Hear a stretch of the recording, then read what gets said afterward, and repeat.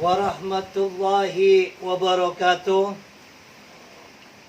Alhamdulillah, summa salatu ala rasulillah wa ba'du.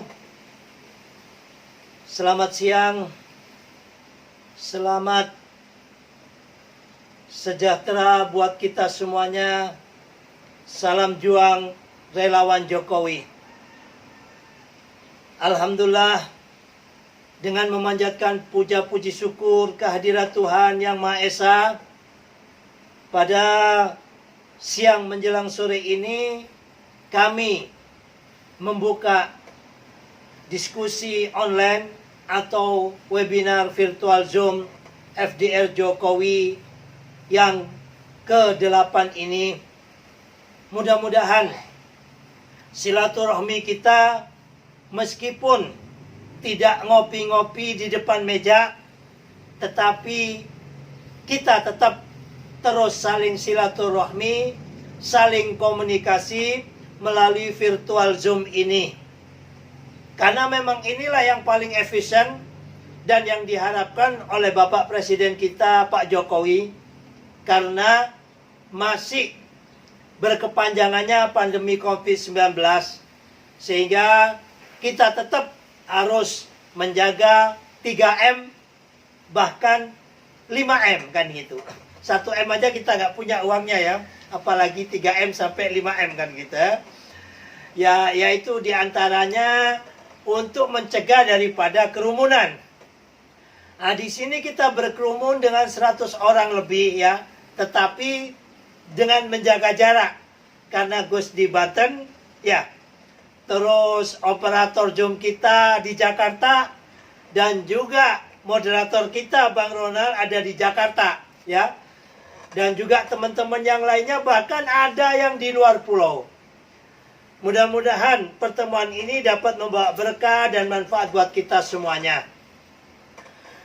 Kawan-kawan, para sahabat juang relawan Jokowi yang kami cinta sayangi, kita sama-sama mengetahui bahwasanya Bapak Presiden kita Pak Jokowi terlahir dari rahim reformasi. Beliau asli new atau grass ya, nggak ada produk ataupun beban daripada masa lalu, baik itu beban Orde Lama ataupun Orde Baru. Beliau adalah terlahir dari generasi reformasi.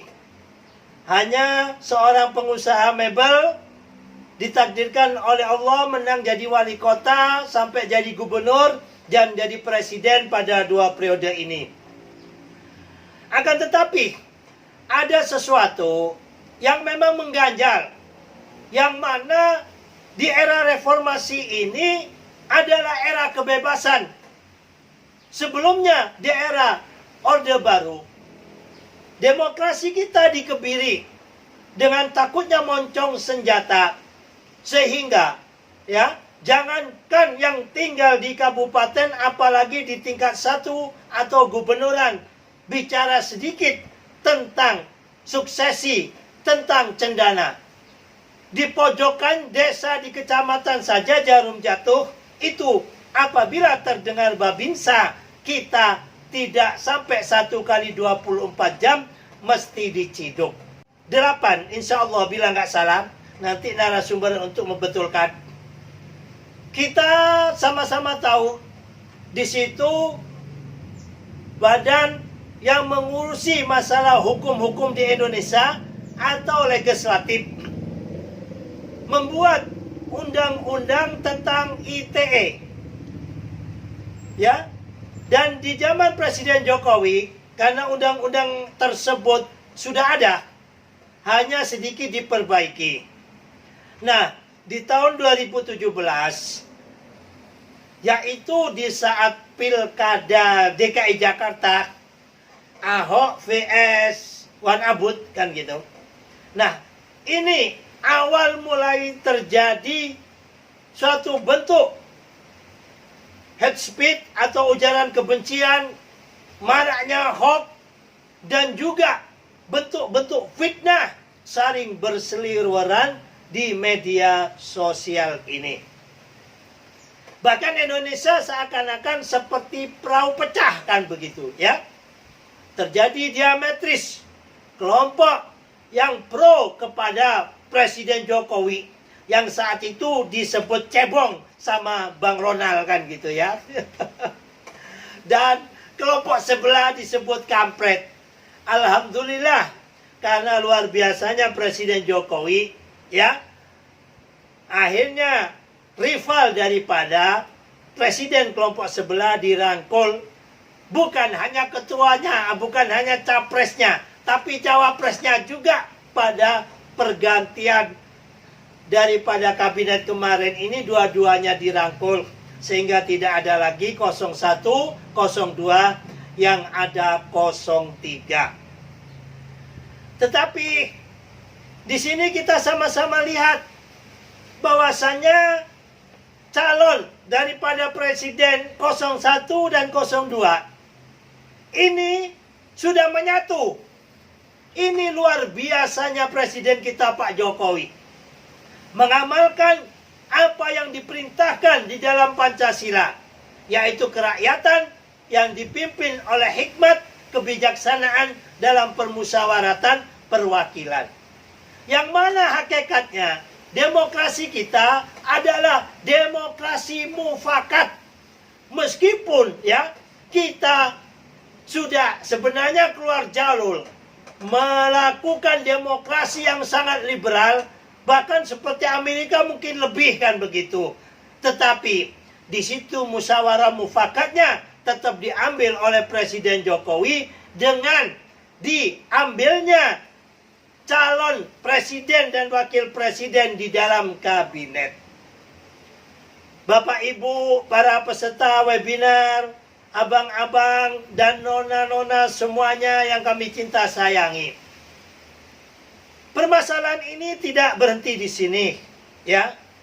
Di dalam pilpres atau suksesi, itu bukan hanya calon seorang diri. Banyak bandar-bandar yang berkepentingan. Nah, di sini mungkin ada ya dari bandar-bandar ini yang masih merasa rugi atau tidak terakomodasi atau kepentingannya justru dengan capres dan cawapres dari 02 ini masuk dalam kabinet. Nah, mereka ini merasa dirugikan. Biasa terus membuat suatu bentuk polemik yang mana padahal saat ini kita diuji oleh Allah. Bukan hanya di Indonesia, tapi di seluruh dunia dengan adanya pandemi COVID-19 yang berkepanjangan ini. Jangankan orang-orang yang di bawah Gus ya, kayak Gus sendiri begini ya. Selama 1 tahun lebih ini, bukan hanya makan nasi kan begitu ya, tetapi makan mobil ya. Mobil dimakan, kadang nggak ada yang dimakan, dijual ya. Untuk mengisi stres dan lain sebagainya, agar otak ini tidak jumut, agar bisa apa? Work at home, bekerja dari rumah. Karena keahlian Gus ceramah dan juga berdiskusi, maka melakukan webinar baik melalui apa? FDR Jokowi maupun agama cinta ini. Ya. Hasil enggak? Alhamdulillah hasilnya mobil terjual ya kan. Motor terjual. Karena apa? Biaya-biaya sendiri ya.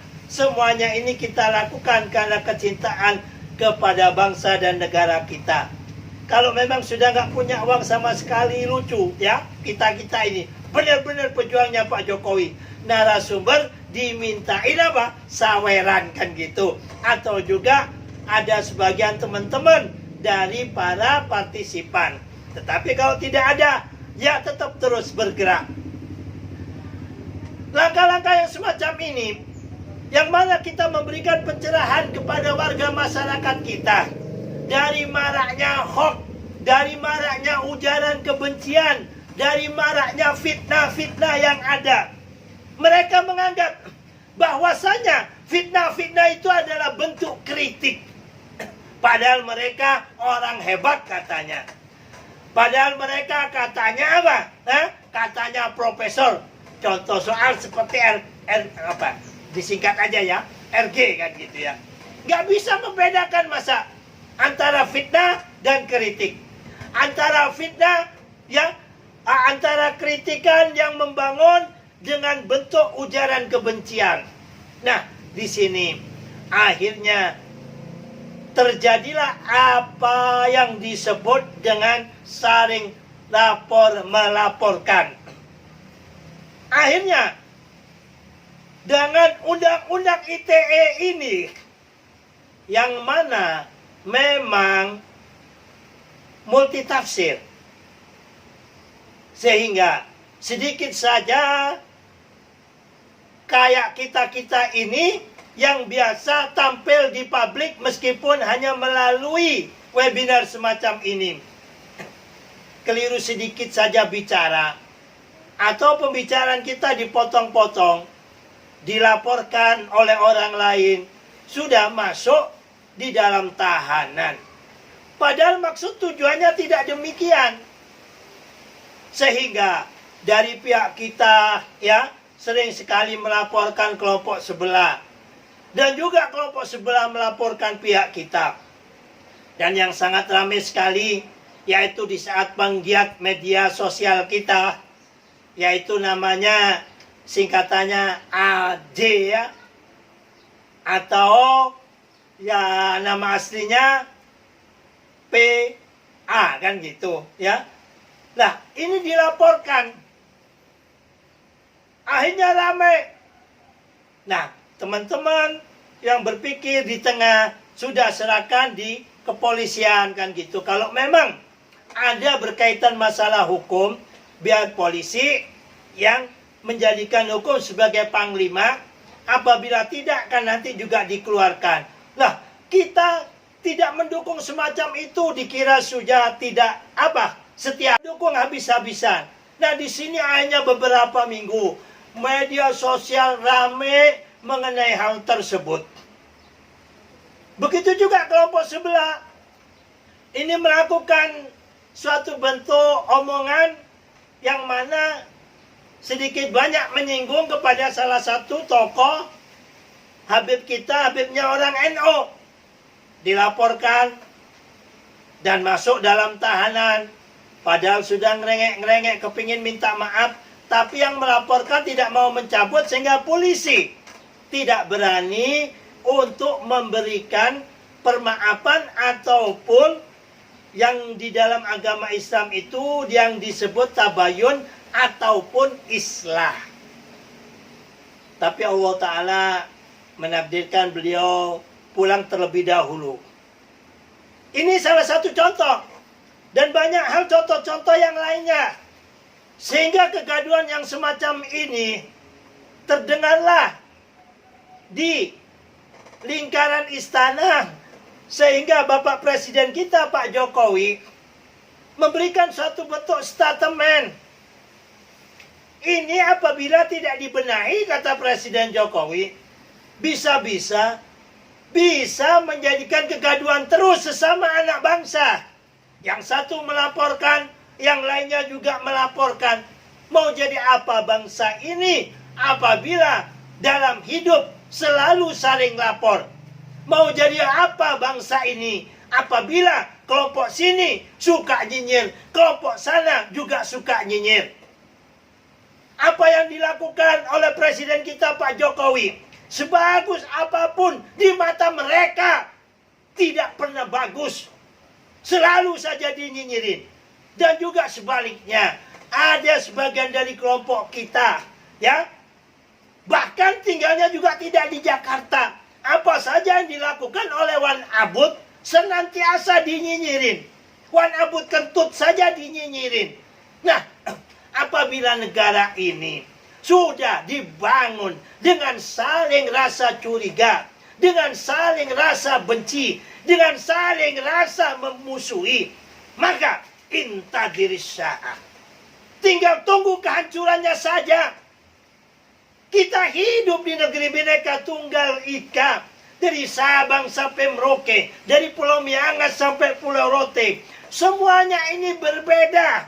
baik suku, adat istiadat maupun bahasa. Kalau kecurigaan dan kecurigaan serta kecurigaan senantiasa terus dan terus dipelihara oleh elit politik, bahkan dijadikan komoditas untuk kepentingan mereka di saat pilpres maupun pilkada yang ada, maka ini membahayakan kepada bangsa dan negara kita. Ingat, di Timur Tengah, baik di Suriah maupun yang terjadi di daerah-daerah yang lainnya termasuk Yaman, ini sama-sama masih satu keturunan dari keturunan suku Arab ataupun etnis Arab. Mereka hanya perbedaan suku yang sangat sedikit, dan agama yang mayoritas adalah Islam. Agama minoritas lainnya sangat sedikit, yaitu Kristen atau Katolik Ortodok yang ada, dan sebagian kecil lagi yaitu Yahudi. Tetapi mereka berantem, bertikai, berperang sesama anak bangsa, bukan dengan beda agama, dengan satu agamanya, bukan dengan beda suku, tapi dengan satu suku. Sebab apa? Sebab kebencian demi kebencian senantiasa terus mereka tanamkan, yang mana dipelihara ini semuanya oleh para elitnya demi kepentingan politik. Apabila kelompok A hidupnya penuh dengan kebencian kepada kelompok B, begitu juga kelompok B penuh kebencian kepada kelompok A. Begitu ada satu kekuatan setan ataupun dajjal yang membawa nilai uang ataupun iming-iming yang lainnya, maka dengan mudah antar kelompok ini saling menghantam, saling berperang. Maka hormat dan respek kami yang luar biasa kepada Bapak Presiden kita, Bapak Jokowi. Karena beliau adalah presiden yang tidak punya beban. Yang ada pada dirinya adalah kerja, kerja, kerja. Siang malam berpikir demi kepentingan bangsa, demi kemajuan Indonesia ini. Sehingga beliau sangat-sangat tidak anti terhadap kritik, tidak anti terhadap bulian dan lain sebagainya, karena beliau tidak punya beban masa lalu yang negatif. Ingat itu. Sehingga begitu ramai di media sosial yang ada, bahkan ada tokoh-tokoh yang pernah jadi presiden, yang pernah jadi wakil presiden, yang seharusnya bisa jadi bapak bangsa, bisa jadi guru bangsa seperti Gus Dur ataupun yang lainnya, merangkul presiden yang ada, memberikan nasihat yang ada, sehingga bisa lebih bermanfaat buat bangsa dan negara ini. Ternyata turut serta nyinyirin terus kepada Bapak Presiden kita Pak Jokowi.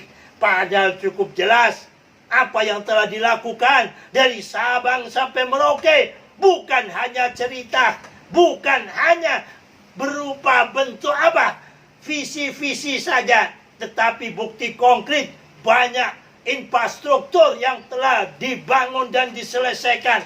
Banyak proyek-proyek dulu, baik itu bendungan-bendungan atau yang lainnya, yang mangkrak di saat presiden yang dahulu diselesaikan oleh Bapak Presiden kita Pak Jokowi. Tetapi senantiasa tetap terus dinyinyirin, ya, kalau kata mereka dikritik, padahal itu hakikatnya bukan kritik, nyinyir maupun menghina ataupun memfitnah.